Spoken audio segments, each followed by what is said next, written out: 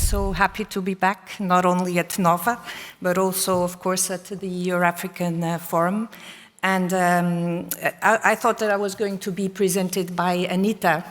So I was going to start by saying that it's always a pleasure to have her here and to make my first suggestion, because yesterday, João, you told us you need to come with a couple of suggestions for next year. And so my first suggestion is that next year you have to invite more African women, because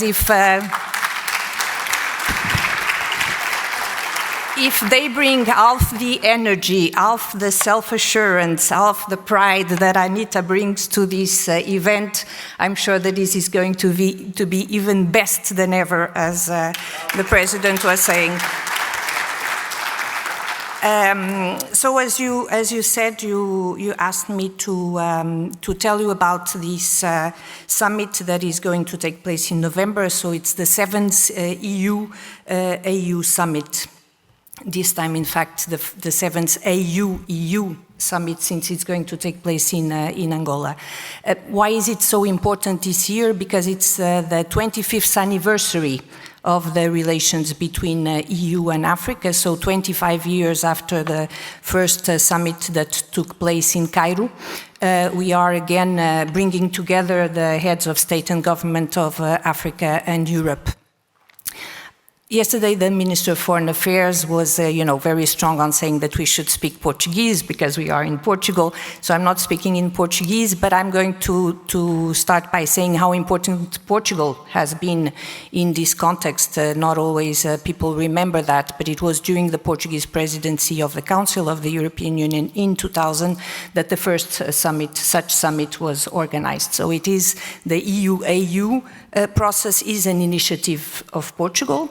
And the second summit only took place 7 years later, 2007, again under Portuguese presidency. 25th anniversary, and the summit is taking place in Angola. So I think that the Lusophone factor is important to underline. And I think that I'm sure that, all the business people that are here in the room and that are Portuguese know how respected and how well respected Portuguese are in Africa, and I feel that I've been feeling that every day in my 4.5 years in this job, because when at a certain moment of the conversation I make sure that I explain that I'm Portuguese, I see on the other side of the table my African counterparts, relaxing, making a smile, saying, "Oh, you're Portuguese," or "Ah, vous êtes português." So, and I think this is obviously a very positive factor that we bring to the table. Even more important, of course, when we are in a moment as the President was saying, in a current geopolitical context that is so tense, and where there is so much mistrust. That is, I think, one of the big problems that we have currently in the international scene, and the fact that we have been building this trust with our African counterparts is absolutely essential. It is a moment where it's obvious that everyone wants to come to Africa, everyone wants to make business in Africa, to develop political relations. The Chinese, the Russians, the Gulf states more and more, the Turks, and so where Europe needs to continue to make sure that our offer, that the way that we want to continue to engage with Africans is well understood, and that our African counterparts understand that we want to do things differently, that we want to establish a partnership where we are really listening to each other, we are really taking into account the interests of each other, which is absolutely crucial.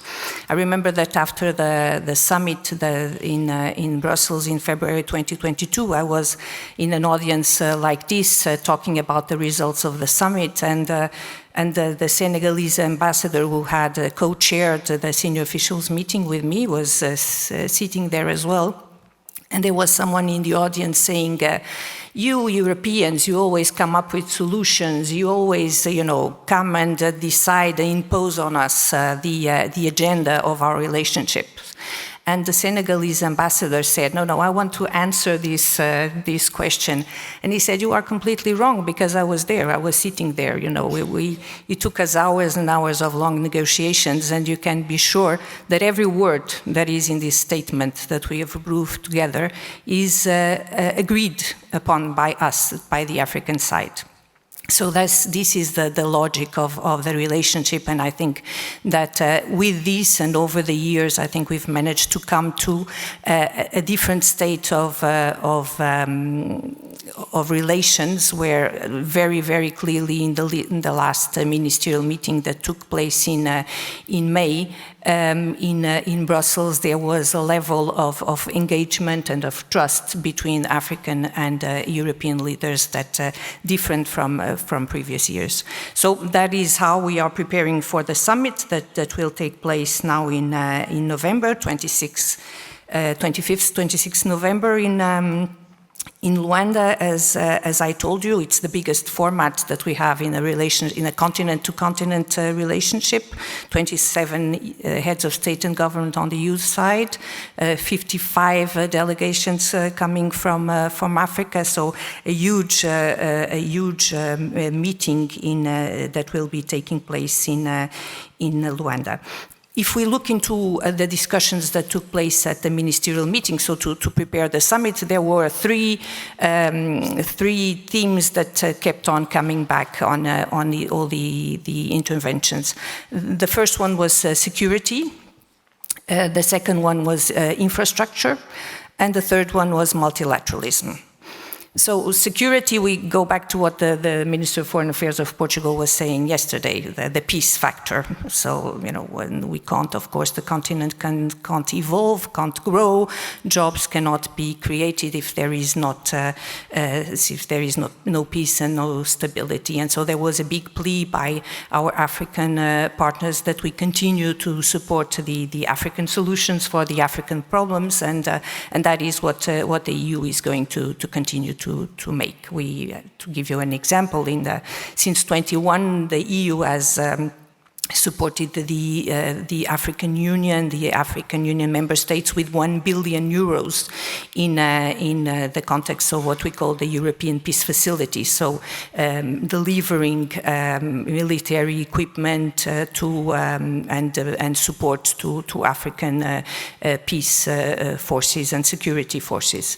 We are present with missions in the continent. You may have heard about the missions in Mozambique, for example, in which the EU was there to support the Mozambican armed forces to fight the insurgency in Cabo Delgado, and that is, I think, a good example of how we've been working very well together in this context. Just like Anita was saying, peace and security need to come with governance, with good governance, and that is not only in what applies to rule of law, to the respect of human rights, but certainly also the economic governance aspects. And there is certainly an area where all of you here present, because you are companies, and you also have a responsibility to help us continue to work together with our African counterparts in that regard. The second point was, as I told you, infrastructure. So a lot of this plea that the European continues to deploy the global gateway. There were sessions yesterday, it came back, and I was happy to see how the brand and the concept now is, I think, better and better understood by everyone. When it started, there were so many people that were talking not about the global gateway, but about the global getaway. So not really understanding what it was about, but I think that now the concept is much clearer, and the EU would continue to work in support of the transport corridors, in the support of initiatives that have to do with the energy and the green transition, that have to do with trade. One aspect that is very important, that I think is important to highlight, is the fact that from now on, there will be a lot of focus, or more and more focus, on the digital transformation.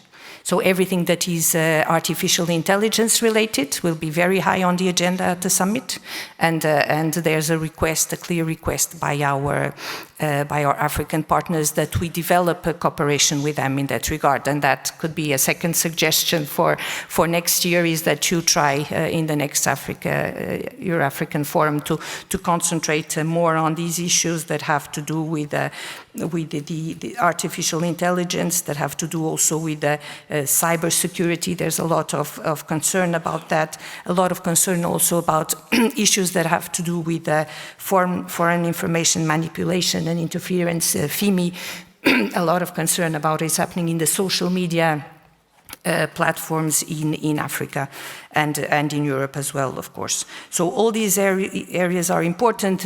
Of course, the cooperation areas of education, science, technology, and innovation will be enablers of the cooperation in the more hardware sectors, and that is what the discussions will be going around. The discussions will take place in a context where, as you've seen, the Commission has presented the first proposal of the next multi-annual financial framework. The first numbers on the table tell us that there is still a relevant idea to support the foreign, the global partnerships of the European Union, and I think that is an important message, certainly, that both President Antonio Costa and President von der Leyen will bring to the table. Another aspect, as I told you, certainly multilateralism. The summit takes place a few days only after the G20 takes place in Johannesburg. The African Union is now a member of the G20 with a strong support by the European Union, and the issues that were very, very present at the summit in Brussels in 2022, I'm sure will come back, because they were already very much alluded to at the ministerial. Everything that has to do with the debt and the financing of development is going to be absolutely central to the discussions. The reforms of the multilateral development banks and the international financial institutions, that is an issue of obvious interest to our African counterparts. The rating agencies, all that will be strongly aspect to be debated. One issue that was not alluded to, but is a bit the elephant in the room, and I think it's important that I talk about it, is of course the issues that have to do with migration and mobility, because people avoid the discussion in these meetings, but it is obviously an issue of concern. Still a difficulty from our African partners to understand why these levels of concern by the European Union, while they are themselves under such a huge pressure. Because or you may not know, 80% of the migration flows that have to do with Africa are internal migration flows, and we are always just looking at these the migration flows to Europe. So this is a discussion that will certainly be, if not be directly taken, will certainly be in the sidelines of the discussion.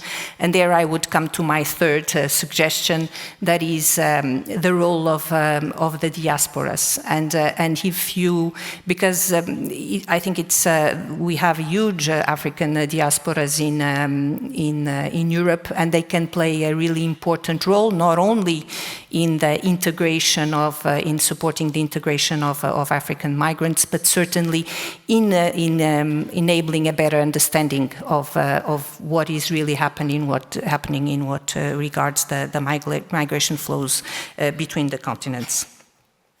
Last point, just to tell you that this summit has a number of side events. Traditionally, a side event on news, a side event on civil society organizations, and one, of course, a business summit. It was referred to yesterday, and you had a panel in which that was mentioned, and that is, of course, just to highlight it again, that it is certainly a very good opportunity for having strong and useful exchanges with African counterparts in Luanda in November. So I think I'll stop here and leave you. Thank you so much. Thank you. Thank you.